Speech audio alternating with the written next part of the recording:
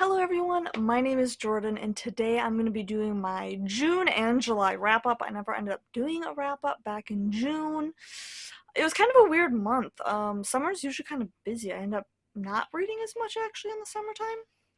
But, so, a lot of the books that I read in June I actually finished within like the first couple days of July. I don't know. So I never ended up making a June wrap up, and so I'm just combining the two. I still have like 8 books to talk about, but I'm gonna try to keep it short. I don't want this video to be too long. And two of the books I do already have full reviews up on my channel, so I will have those linked, of course. And yeah, let's start with the ones that I do have reviews of. So the first one I want to talk about is Engines of Empire by R.S. Ford. This is the first in a brand new adult fantasy series. This came out earlier this year. I loved this. This was a 5-star read for me. I highly recommend going out and checking my review. But this world is ruled by a series of guilds, and each guild is kind of like the head of a various form of industry. So basically the people who are providing the most important resources for the country are also like kind of in charge of keeping things running as well. So we follow the Hawkspur family mostly. We pretty much have the mother and her 3 children. The father is died when they were all young, but they're all kind of like young adults now, and they're kind of being thrust out into the world in the different opposite ends of the country to deal with different things, and they're finding enemies there. And this was just, like I said, fantastic. I think this was like one of my first 5-star reads of the year. Oh no, maybe I had a few earlier, but the most memorable for sure. And yeah, I really enjoyed this one. Please go check out the review, like I said. Awesome new adult fantasy series that I highly recommend. And then the second book that I have a full review up for is Nettle and Bone by T. Kingfisher. This is an adult sort of fairy tale-esque story. It's not really a retelling of anything, it just has these sort of like fairy tale-ish elements to it, I guess. But this is about a girl who, her sister is married off to the prince of a neighboring country, and then when she goes to visit her, she finds out that this prince is pretty much abusing her and is just a horrible person. So our main character sets out to find a way to kill the prince, and that is kind of the basic premise for this story. I found this story to be kind of average. I only ended up giving it 3 stars. Lots of other reviews out there are just raving about this book. They thought it was beautiful, beautiful writing and all that stuff. And then I did really enjoy the writing style, but I felt a little misled. Like I said, check out my full review for this. First chapter was like fantastic, kind of dark and mysterious, and then I felt like after that chapter we kind of got thrown into this sort of lighthearted thing, and it just wasn't what I was expecting. But apparently this author writes typically more sort of like horror type fantasy, so I'm definitely interested to see what else this author has written. So I'm not giving up on T. Kingfisher. This wasn't my favorite, but it wasn't horrible either. So yeah. Another book that I read that was like slightly disappointing is The Last Wish by Andrzej Sapkowski. Probably butchered that, but that's okay. Everyone knows this is The Witcher. This is the book that you're recommended to start with. It's a collection of short stories. It's The Last Wish. It literally says introducing The Witcher. It's a couple short stories, just kind of The Witcher and some of the monsters he fights, I guess.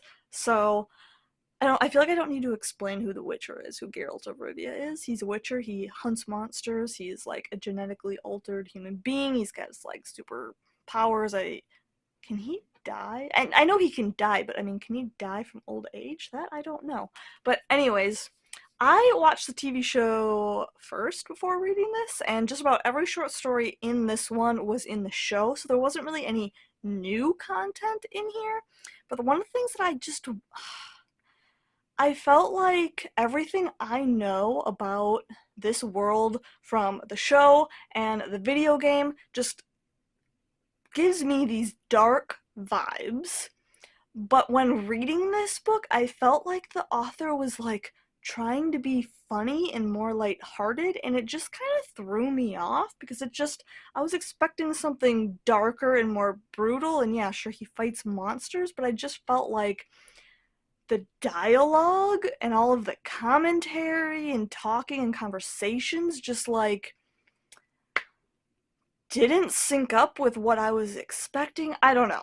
I'm not sure. I ended up giving this collection of short stories 3 stars. I'm still going to continue on with the series, but I don't know. I'm kind of hoping that once I actually get into the series, and not the short stories, that maybe it'll get better. I do still have one more collection of short stories that you're supposed to read before starting the series, I believe, and I'm a little skeptical. I'm a little like, kind of dragging my feet now, like, because I really like the show. I like the video games, but this first installment here is, I don't know if this style is for me, but we'll see. So, then another series that I started, the next 2 books was The Bone Shard Daughter and The Bone Shard Emperor. The first 2 books in, is it like The Drowning Empire or something like that, I think is the series name, by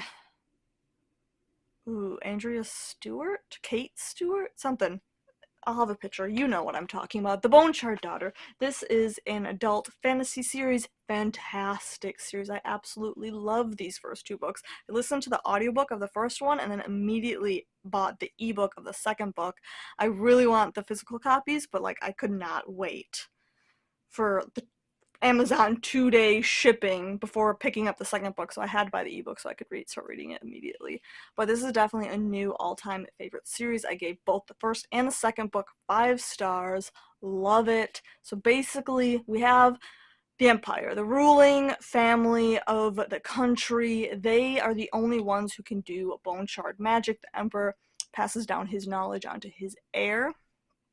And that is our main character, Lin Sukai. She is the daughter of the Emperor's daughter, and kind of starts off the first book where we learn she's lost her memory. She like got sick or something, and that's what caused her to lose her memories. And now her father is kind of waiting for her to regain her memories before teaching her bone shard magic. And I guess one of the reasons why the Emperor is the only one who knows how to do bone shard magic is because he is responsible for keeping away the Alanga, which is like this ancient race of people who can do like crazy sort of elemental like magic, and they like wreaked a lot of havoc in the past. And then the Sukais basically kind of rose up with this bone shard magic and killed them all. So now they rule the world, or not the world, but the country, and they are keeping everyone safe. But in order to do bone shard magic, you have to use the bones of people, and they have this thing called the tithing festival, where everyone, I think at the age of like 8 or 10, is required to give a bone to the Empire, and it's painful. They literally take it from like your skull. Crazy stuff. And people aren't happy about it because the Alanga have been gone for like hundreds of years or a couple hundred years or something like that, and they're still requiring the use of these bones. Now, how this magic works is they take these bones and they kind of like engrave sort of like messages or words or like these sort of like codes, I guess, into them, and then they put them into bodies that are made up of like body parts of like dead animals and stuff. And they make these constructs, which are sort of like robots, but made out of real flesh. And depending on what codes you engrave into the bones and how many bone shards, they can do more complex things. And yeah, so basically the entire like castle is like run by these constructs. Like there are very few like human people at court and in the castle, and it's actually a very quiet place. But yeah, so we follow, like I said, Lin Sukai, and she is sort of trying to navigate this place. She's trying to get her memories back, and she's like learning things And you're learning them right along with her because there's so much that she doesn't know because she forgot everything. And there's all these like locked rooms that only her father has the key to, and she, like the more she remembers, the more keys he gives her. But she's also like trying to go behind her father's back and going to this blacksmith to get copies of keys so that she has access to rooms that her father doesn't know that she has access. She's just trying to find things to help her regain her memory so that she can become the next emperor, because the emperor also has a foster son who he's also teaching bone shard magic to, and he could claim him as his heir over her. And so she's like desperate to get her memories back. We do follow a few other characters as well, and but it's a fantastic series. I love it. Definitely worth the hype. I've heard nothing but good things about the series, and I just 100% agree it did not disappoint. So definitely, if you've not picked it up, well, maybe just wait a little bit, because the third book doesn't come out until like I think like next year April or something, which is really disappointing. I don't want to have to wait any longer, but yeah, seriously, highly recommend that series. And then we have Tomorrow and Tomorrow and Tomorrow by Gabrielle Zevin. This another five. I've read a lot of good books in June and July, so even though I felt like I wasn't reading a ton, even though 8 books in 2 months is still really good in my opinion, but like I felt like I wasn't reading a lot, but the books that I did read were like really good. So I mean, I had a few kind of iffy ones, but anyways, this book is like general fiction. Well, I guess you could kind of, it's sort of almost like historical fiction. It takes place sort of like in the 80s and 90s and stuff.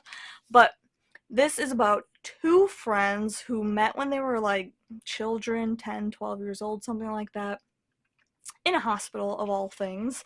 But, and they kind of, their friendship kind of grew for their love of video games, and then they have a falling out, and then they end up running into each other at college several years later for the first time, and um, they end up eventually deciding to make a video game together. And it's about the love of video games, it's about their friendship, it's about their ups and downs, making a game together. Now, I personally like video games, but I've read a few reviews from other people who aren't real big into video games that still read this and enjoyed it, so don't think, I guess, video games and be like, oh, that's not for me. But I like video games and I very much enjoyed this. I felt a little stupid reading it though. There are a lot of big words in this book that I didn't know. So, but it didn't take away from the story at all. But it was really good. It was really well done. The characters are I loved the characters, but I got frustrated with them because they'd get mad at each other about things, and I'm like, don't be petty and don't be stupid, but it's their flaws that make them feel so real at the same time. So it was just I loved everything about this book. I loved the characters. I hated them sometimes, but in the end I loved them, and this was a fantastic book. It makes me want to read more like general fiction, because as much as I love fantasy, I love stuff like this too. So I definitely am glad that I got this was in the July book of the month. And I read it like immediately. So um it's not really like a romance, I wouldn't consider. So if you're looking for like a romance, I don't think this is it. Like I said, this is more about friendship and just like the ups and downs of life, especially revolving around video games and the video game industry. But yeah, so loved it, highly recommend it. This was another 5-star read for me. And then the last book that I read in July, or listened to actually, was The Goblin Emperor. I can't remember the author's name, but there'll be a picture. The Goblin Emperor, and this is an adult fantasy. We follow Maya. He is the main character. He is the son of the emperor, and he is half elf, half goblin. His father is the king of the Elflands, or the emperor of the Elflands. And right at the beginning of the story, Maya gets a letter or a message saying that his father has been killed in an airship accident. And now Maya is emperor. Now his father was not happy with him or his mother. So obviously his mother was a goblin, his father was an elf. His father never really wanted the marriage, but it was an arranged marriage. He pretty much was like hoping he'd just have to like consummate the marriage once and be done with her, but unfortunately that one time was all it took to produce an heir. And so after Maya was born, he pretty much sent them away, and Maya grew up not at court. He grew up with his mother away from there. But like when he was like 10 years old, his mom died, and it was just him and one of his cousins that was sent to kind of watch over him. And so he never really grew up learning about court and court politics, and that's kind of what this book is mainly about, is just court politics. We don't really deal with any like wars or battles. There's no like fighting or like action or adventure. This is like, if you like court politics, court intrigue, political intrigue, whatever, this is the book for you, because it is like strictly that. And throughout the course of this book, it's just Maya dealing with being emperor and the decisions that he's got to make, and you just kind of fall in love with him along the way. It's very much a character driven story, and it's just kind of watching Maya deal with these difficult situations, and I loved it. I love that kind of stuff, and it's kind of slow paced. Might not be a book for everyone. I don't know if I mentioned this. I listened to it on audiobook, it was really good. I believe the whole thing was narrated by one person, but he had like very good distinctive voices for different characters when they spoke. I mean, it's all spoken or read from Maya's perspective, but obviously when other characters spoke, he would speak in like a different voice, and it was very well done. I don't know who the narrator was, but yeah, great audiobook, great book in general, and I definitely want to pick up more. There are other books that I think follow characters in this world, but I don't think, like, there are two more books out, but I think they're technically a part of a different series, but they take place in this world. So I'm definitely interested in those, and definitely to see more about this world, like, outside of the court, because I think those books do take place outside of court. Um, yeah, because I kind of got a lot of, like, steampunk vibes, because it was, like, obviously the airships, and there was, like, a time when he, like, turned on a lamp, and I'm like, is there electricity in this world? I wasn't really sure. Like I said, Maya's very confined to court. He never leaves there. And then there was, like, talk of this bridge, and they, like, clockmakers are the ones who, like, made this bridge, and there's like all these mechanisms so that the bridge can raise and lower, and it's just like, so it's very, I got steampunk vibes, but like I said, we don't see very much of the outside world, so I'm very interested to learn more about the world. But yeah, that is it for my June-July wrap-up. Let me know what you guys have been reading lately. Let me know what you guys have been reading lately, and I will see you guys next time. Goodbye.